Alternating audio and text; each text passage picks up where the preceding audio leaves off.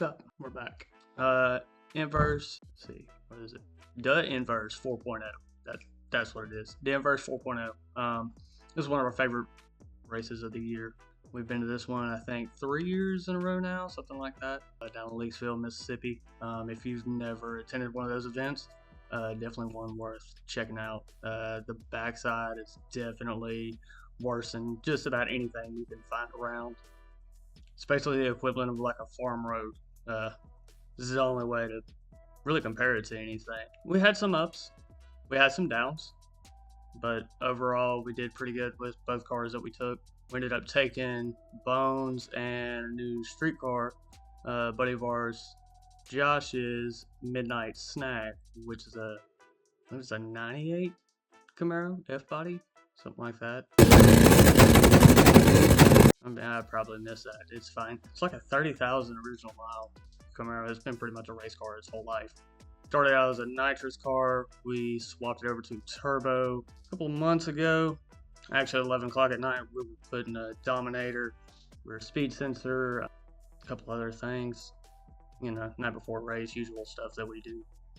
That car now actually has the turbo kit that was on Quagmire. Same turbo, same hot side. So other than a couple of test hits, this is pretty much the first test for the car, including everything we already changed on it. So honestly, I think this is the first time the car was on a slick. I mean, we really played with it on a good surface or bad surface either. Bones, we put the dumb sprint car wing back on it because, I mean, that's it.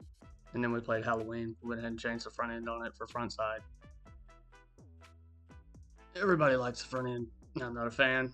It was also not supposed to wheelie with the front end from what we've been told. And it's still wheelie. So the reason I'm doing all this fancy recording with a fancy microphone and things is because we got to the race late, because that almost never always happens. So it was kind of a rush getting both cars ready since we got there basically at the time driver's meeting was starting. So we had no time to do pretty much anything else. First round we had corn fed. We don't know the car a lot as it has a new owner.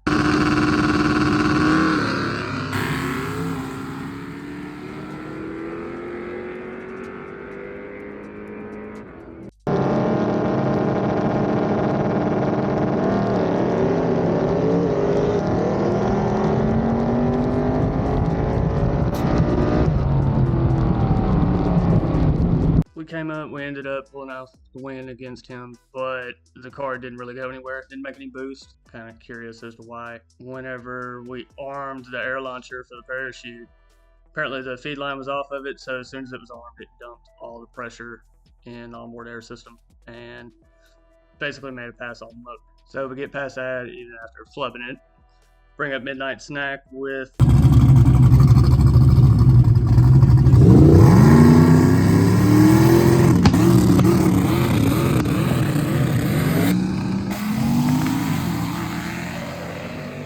That's okay. He didn't get that good of a burnout, so, and on that surface, if you don't do a good burnout, you're pretty much screwed anyways, just because the surface is so bad, filled with gravel, rock, things like that, in between the really deep cracks that are on the surface. It knocked the tire almost immediately, but he pedaled it a couple of times. It finally hooked, and out back, the car runs really, really good. I think he ran a personal best. He's still getting used to the car, getting used to the rhythm. Especially going from a nitrous to a turbo car, and he didn't get a whole lot of time to play with it as a nitrous car, so making this transition is probably a big one for him. And you know, you have to get in a big rhythm with these cars whenever you're coming up there to get comfortable in them, so just getting him time in the car and he'll get used to it. He ended up losing first round, but he's still my little buddy. The second round we came up Tennessee Hustler. We've raced with these guys a couple of times before. Him and his whole team, really cool. Always a good race with them too. We met them on the street and on the track. And we know that car is no slouch on the backside, so we kind of had to get our stuff together on that one.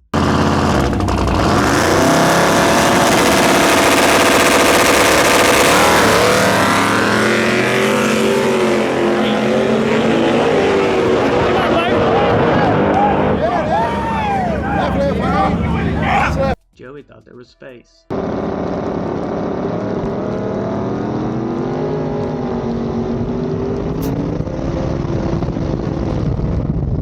Rocky, win a gap! Turns out there wasn't space. The race was really close at the end. You know, from the start line, we couldn't really tell who won. It kind of took them a minute to figure out who actually got the win, but ended up being about a whole sprint car win.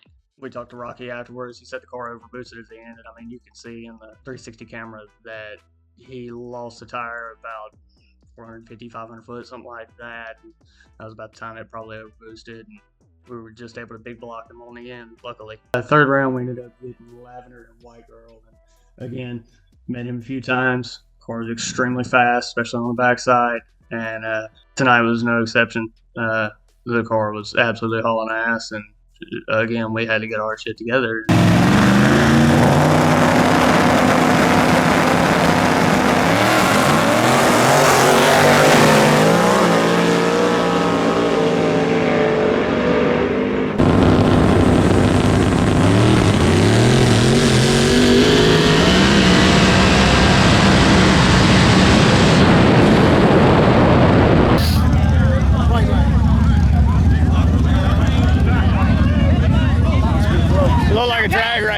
That looked like a drag race.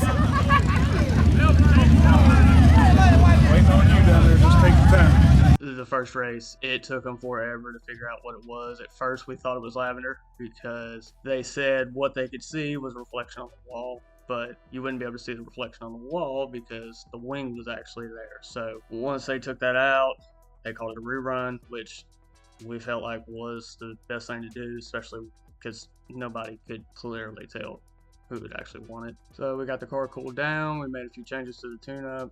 I don't think we made any shock or chassis adjustments on it.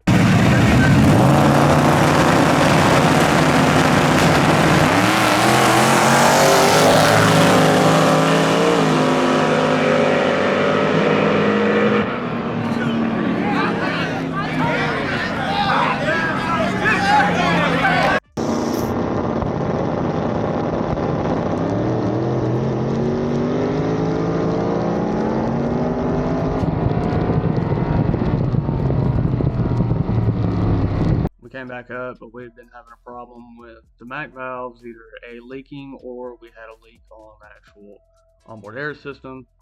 But regardless, the whole time we were pulling the data log, it was sitting there chattering and running the pump continuously. So we unplugged the dome sensor so it wouldn't chatter, we wouldn't lose that, wouldn't start pulling down the battery, anything like that. And then I went to film, and I forgot to plug the dome sensor back in, so we didn't have any boost, and we lost. That was my fault. Definitely sucked because we were so close to him the first time. I mean, being that close with that car, because, I mean, all respect to those guys. They're definitely together. That car is definitely fast, so, you know, kind of giving it away on that, it definitely stings. But you learn, you move on, and we'll figure it out from there. Okay, front side, where we have no business being at all.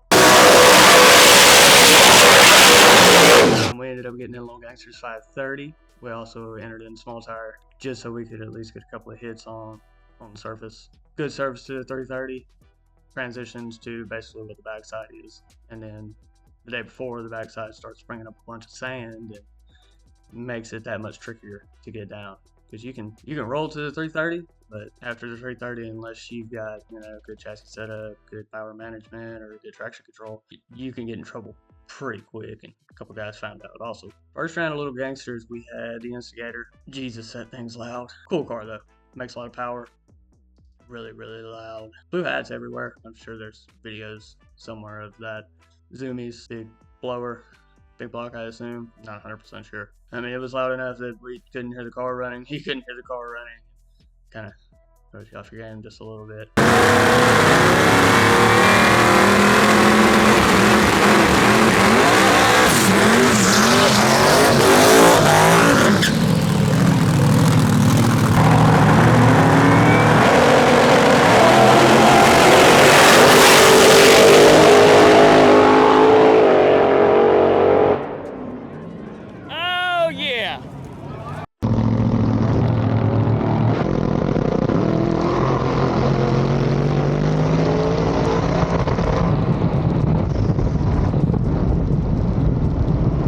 I don't even think the car got on the two-step completely, but it still left in a big wheelie. He didn't have to pedal it. Wheelie control actually set it down. The car drove a little bit left. He kind of had to pull it over. It skated on the big end a little bit, but the transition didn't seem to upset it too much, so we squeaked by with that win. We made a little anti-roll bar adjustment, a little spring adjustment, to see if we could get the left turn out of it, get to go a little bit straighter. Midnight Snack came up. in first round. I believe Outlaw Daily. I think Outlaw Daily.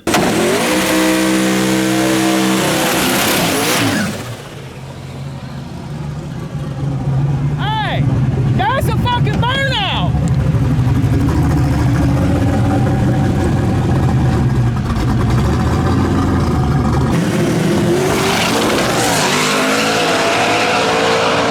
Oh shit, shit, shit. Woo! More air pressure. Okay, we have a starting point now.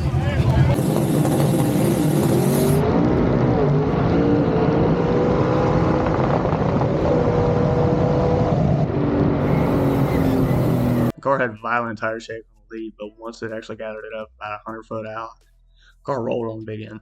Sounds a lot like the Blazer. That makes me happy. Mustang got a little bit close to him, but it wasn't anything crazy. It looked really bad from the starting line, but after looking at the 360, it wasn't as close as we thought. First round, small tire, we ended up drawing Willie Dynamite, which, again, extremely fast car. Team Denver, yeah, they're a problem. They're fast. We had right lane this time. Last time we had left lane.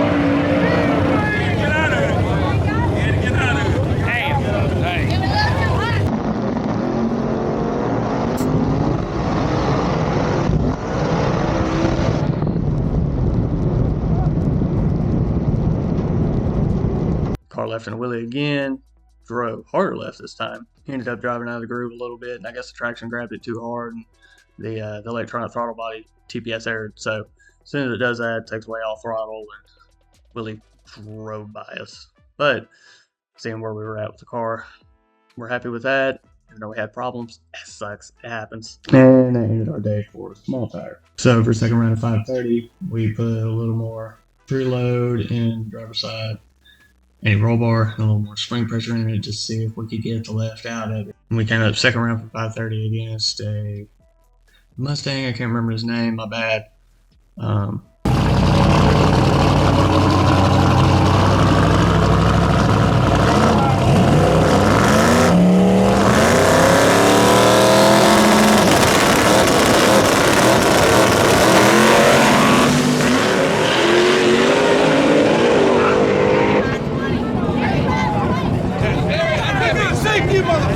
Very unhappy. Why is it going left?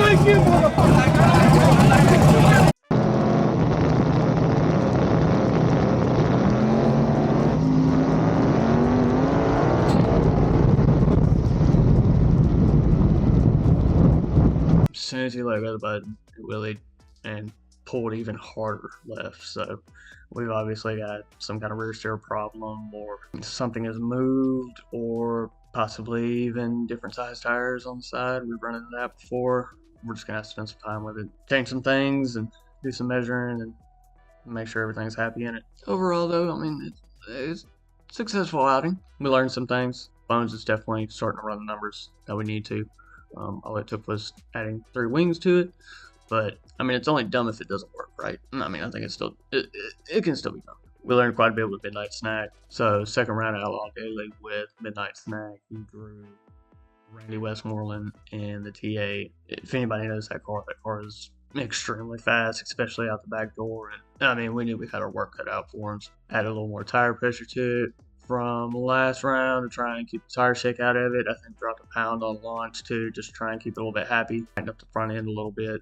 But again, the car shook the tire really, really bad. For once it got out back, it just started eating, and I think he went a personal best mile per hour, like overall in the car.